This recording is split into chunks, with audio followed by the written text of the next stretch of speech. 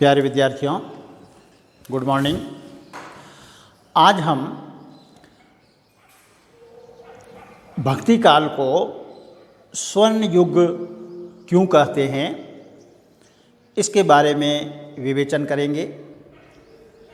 हमने इससे पहले भक्ति काल को पढ़ा है, जिसमें सगुण निर्गुण धाराएं दोनों ही पढ़ ली हैं। आज हम इस चैप्टर पर कुछ विवेचन करेंगे, कुछ विचार करेंगे। इसके आगे जो हैं वह राम काव्य और कृष्ण काव्य जो सगुण का रूप हैं, उसमें साम्यता क्या है, वैषम्य क्या है, उसका अध्ययन करेंगे। देखिए, हम इस युग को स्वर्ण युग क्यों कहते हैं। मैंने यहाँ कुछ निश्चित बिंदु बनाए हैं कि काव्य संबंधी दृष्टिकोण कैसा रहा इनका, इस काव्य में भाव पक्ष और कला पक्ष कैसा रहा, इस काव्य में भारतीय संस्कृति कैसी रही, इस काव्य में संगीत का पक्ष कैसा रहा, फिर काव्य रूप किस प्रकार का रहा, फिर भाषा इस युग में कैसी थी, उसके बाद में लोक रक्षण या लोक रंजन के बिंदु पर विचार करेंगे। देखते हैं अपन भक्ति काल एक स्वर्ण युग के रूप में। भक्ति काल का साहित्य अपने पूर्ववर्ती तथा परवर्ती कालों के साहित्य से निश्चित रूप से उत्तम है। यानी भक्ति काल को इससे पूर्व का काल यानी रीति काल और इसके बाद का काल यानी आधुनिक काल, इन दोनों कालों से उत्तम माना गया है। हिंदी साहित्य के आदि काल और रीति काल तो उसकी प्रतिद्वंदिता में बिल्कुल नहीं ठहर सकते। यानी रीति काल और आदि काल हैं, वह इसकी प्रतिस्पर्धा में है ही नहीं। हाँ, आधुनिक काल का साहित्य अपनी व्यापकता और विविधता की दृष्टि से कुछ अंशों में भक्ति काल से आगे निकल जाता है। यानी कुछ अंश इसके ऐसे हैं जो व्यापक हैं, विविधता लिए हुए हैं, वह अंश जो है वह भक्ति काल से आगे निकल जाते हैं आधुनिकता के। परंतु अनुभूति की गहनता और भाव प्रवणता के क्षेत्र में वह भी हिंदी के भक्ति साहित्य की समकक्षता में नहीं आ सकता है। यानी आदि काल भी अनुभूति की गहनता और भावों की प्रवणता जैसी भक्ति काल में है, वैसी आधुनिक काल में नहीं है। पहला बिंदु है हमारा काव्य संबंधी दृष्टिकोण। भक्ति काल में साहित्यकार का कविता संबंधी दृष्टिकोण अत्यंत ही उदात्त था। यानी इन्होंने जो काव्य की रचना की, कविता की रचना की, वह बड़े ही उदात्त भाव से की हैं। इनका काव्य आदिकाल और रीतिकाल के कवि के समान राज्य आश्रय में पल्लवित एवं पुष्पित नहीं हुआ। यानी भक्ति काल के कवि जो राज्य के आश्रय में रह करके कविता करने वाले नहीं थे, बल्कि आत्म प्रेरणा का फल हैं। यानी भक्ति काल की कविता जो हैं वह उस भक्त की आत्म प्रेरणा का फल हैं। अतः यह स्वामीन सुखाय न होकर स्वातः सुखाय अर्थात सर्वात सुखाय सिद्ध हुआ हैं। आदि काल में और रीति काल में जो कविताएं लिखी जाती थी, कवि जो रचनाएं करते थे, वह स्वामीन सुखाय थी। अपने स्वामी को, अपने आश्रयदाता को खुश करने के लिए वह कविताएं की जाती थी। लेकिन भक्ति काल में जो कविताएं की गई वह स्वातः सुखाय आत्मसंतुष्टि के लिए की गई और आगे चल करके वही कविताएं क्या हो गई हैं, सर्वात सुखाय हो गई हैं, यानी सभी को सुख प्रदान करने वाली हो जाती हैं।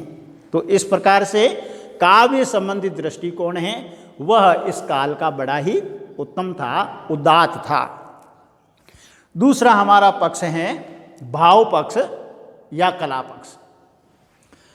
भक्ति काव्य में भाव और कला पक्ष परस्पर इतने घुल मिल गए हैं कि उन्हें पृथक करना सहज व्यापार नहीं है, यानी एक दूसरे से मिले जुले से लगते हैं।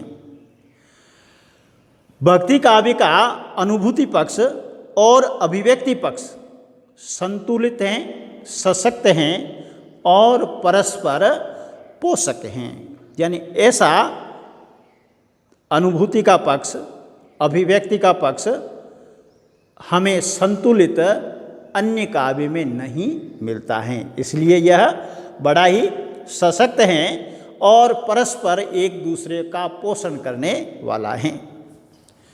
रीति काल में अलंकार तथा प्रदर्शन की प्रवृत्तियाँ का प्राधान्य है। रीति काल को अपन देखते हैं तब जानबूझ करके अलंकारों का प्रवेश वहाँ करवाया गया है, लेकिन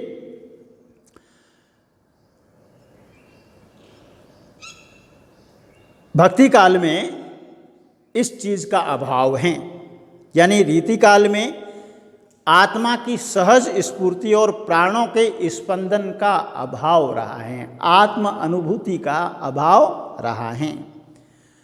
आदिकाल की रचनाएं संदिग्ध और अप्रमाणिक हैं, ठीक है ना, यानी एक तो भाव पक्ष इसका उदात्त है, दूसरी इसकी जितनी भी रचनाएं हैं भक्ति काल की वो सब प्रमाणिक हैं। जब अपन रीति काल की बात करते हैं तब उस काल के कवियों में आत्मा की सहज स्फूर्ति नहीं थी और आत्म अनुभूति का वहाँ अभाव था। आदिकाल की बात करते हैं तब वहाँ की रचनाएं ही संदिग्ध और अप्रमाणित हो जाती हैं। अतः इनके भाव पक्ष और कला पक्ष के विषय में निश्चयात्मक रूप से कुछ नहीं कहा जा सकता है।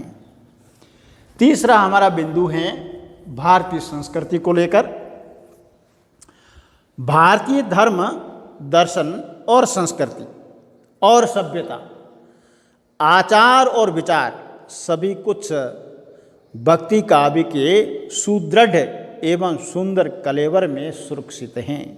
देखिए भक्ति काल ने किस प्रकार से हमारे धर्म को, हमारे दर्शन को, हमारी संस्कृति को, हमारी सभ्यता को, हमारे जो आचार विचार हैं सभी को एक सुदृढ़ और सुंदर कलेवर आकृति के रूप में सुरक्षित करके रखा है।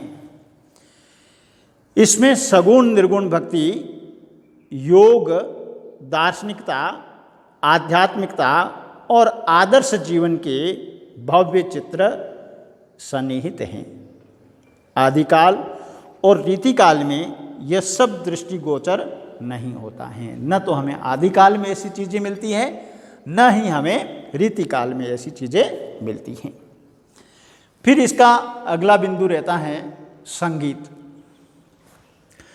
भक्ति काल में भाषा और भाव, काव्य और संगीत का मणि कांचन योग हैं। मणि और कांच का योग होता है, उसी प्रकार का योग है। काव्य में संगीतात्मकता के सन्निवेश के लिए जिस आत्मविश्वास, तीव्र अनुभूति, सहज स्फूर्ति और अंतः प्रेरणा की आवश्यकता होती है, भक्त कवि में वह पर्याप्त मात्रा में थी। इसलिए इनका जो संगीत पक्ष है बड़ा सुदृढ़ था। फिर इस काल में काव्य रूप किस प्रकार के थे?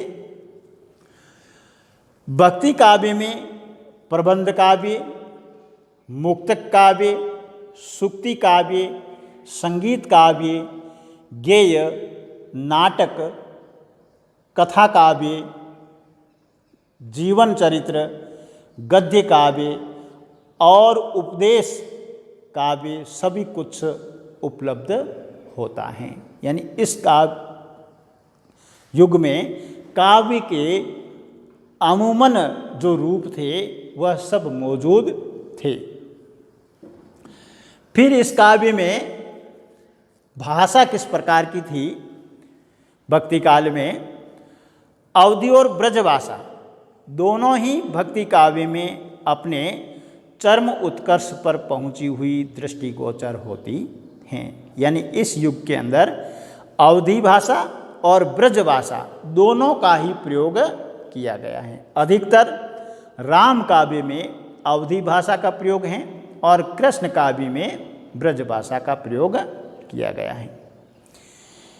एक और तुलसी के द्वारा अवधि का खूब परिमार्जन हुआ तो दूसरी ओर ब्रज भाषा सूर और नंददास आदि कृष्ण भक्त कवियों द्वारा सुव्यवस्थित और सुसंस्कृत हुई।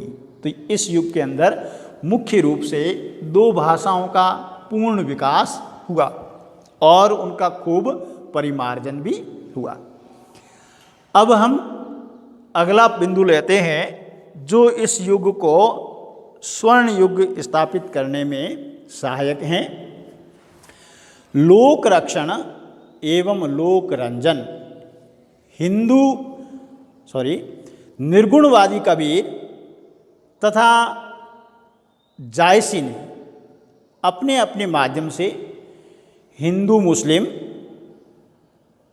धार्मिक एवं सांस्कृतिक एकता के लिए प्रयत्न किया।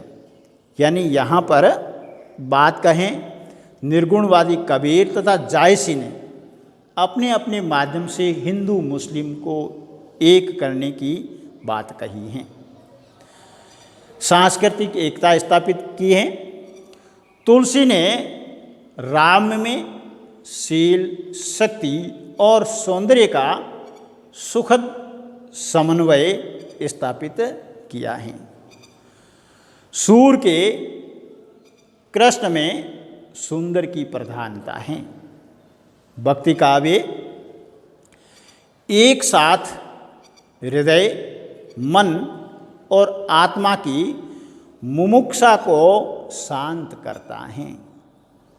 ये कुछ बिंदु थे जिसके आधार पर हम यह कह सकते हैं कि हमारा यह भक्ति काल स्वर्ण युग था। उपर्युक्त सभी विशेषताओं के कारण भक्ति काव्य अतुलनीय हैं, किंतु भक्ति काव्य की कतिपय परिसीमाएं भी हैं। उसने जीवन के आध्यात्मिक पक्ष को इतना अधिक महत्व दे दिया है कि उसका मौलिक पक्ष उपेक्षणीय रह गया है। यानी आध्यात्मिक पक्ष को इन्होंने सबसे अधिक महत्व दे करके जो मौलिकता थी वह खत्म कर दी या उसकी उपेक्षा कर दी। इसके अतिरिक्त इसमें गद्य काव्य के नाना रूपों, उपन्यास, नाटक, कहानी, निबंध, आलोचना और एकांकी आदि का सर्वथा अभाव है। अतः इसमें साहित्य के नाना रूपों की विविधता और व्यापकता नहीं आ सकी है। कविता के क्षेत्र में निसंदेह भक्ति काल हिंदी साहित्य का स्वर्ण युग है, किंतु गद्य और पद्य दोनों की उच्चता, गहनता और व्यापकता की सामूहिक दृष्टि से आधुनिक युग हैं वह प्रकृष्ट और सराहनीय श्रेष्ठ माना जा सकता है। प्यारे दोस्तों, आज हम इस अध्याय में स्वर्ण युग भक्ति काल को क्यों कहा जाता है इस पर कुछ विचार, कुछ तथ्यात्मक बिंदुओं को लेकर आपके सामने उपस्थित हुए थे। आपको हमारा यह विवेचन कैसा लगा? आप हमारे इस चैनल को सब्सक्राइब कीजिए, लाइक कीजिए, शेयर कीजिए और कमेंट कीजिए। धन्यवाद।